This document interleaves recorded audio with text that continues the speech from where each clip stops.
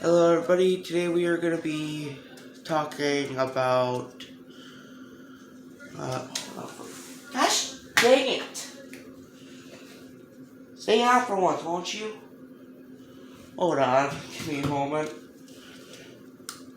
Thought I'd make the background look nice, even though it's quirky now. Power on. Bluetooth mode.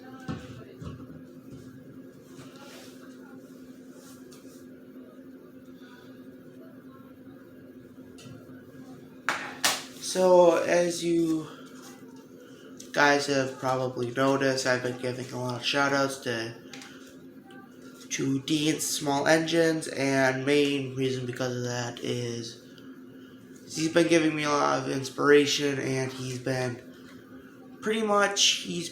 giving me good vibes, and overall I can't thank him enough for what he's been doing. So it's the main reason.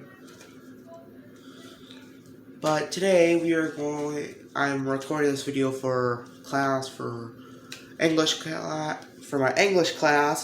I have a slip here that tells me pretty much I've wrote down what I have to do.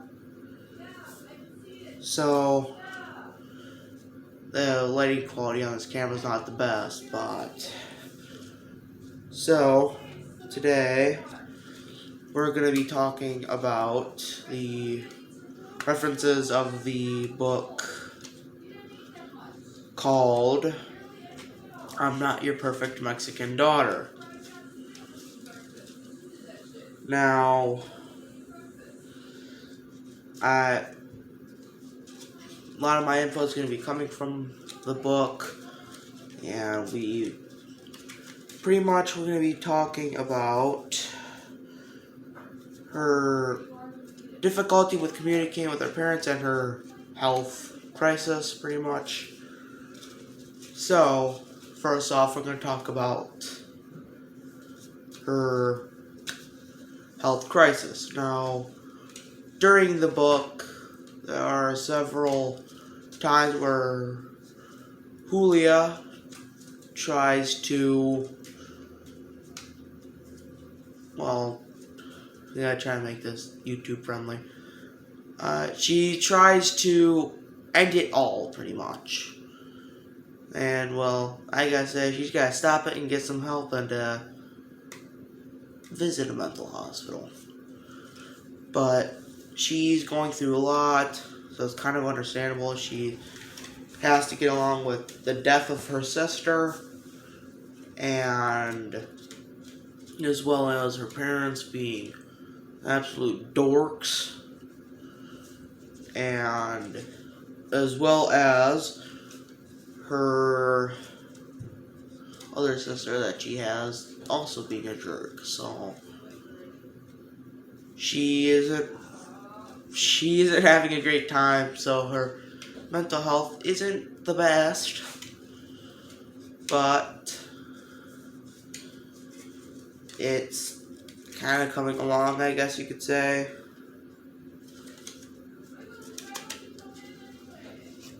Now, let's talk about her connection with her parents is being bad. So, during the book, we can also see that when she tries to talk with her mom or her parents, pretty much, it's not a very good connection, because she even says during the book,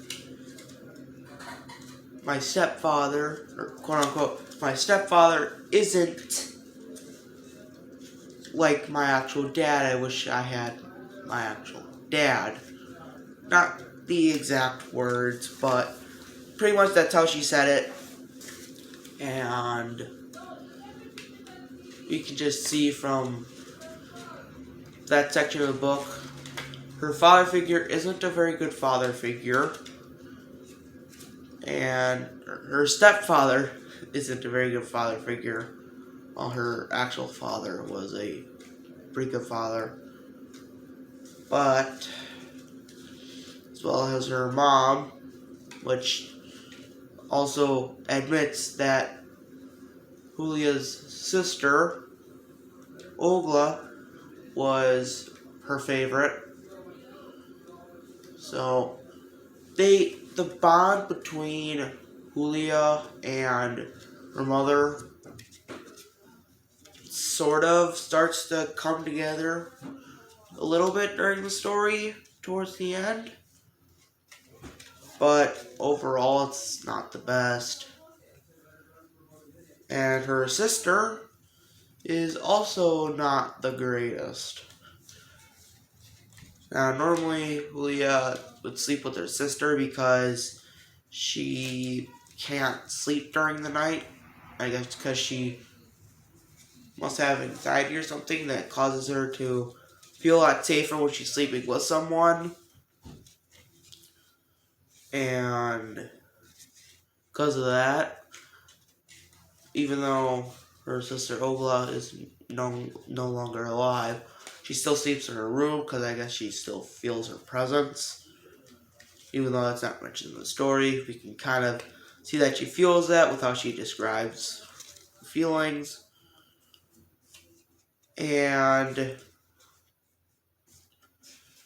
her sister, which, by the way, doesn't even own the room, not Ogla, the other sister, she tries to keep her out and tries to become ownership of the room, which the parents agree with.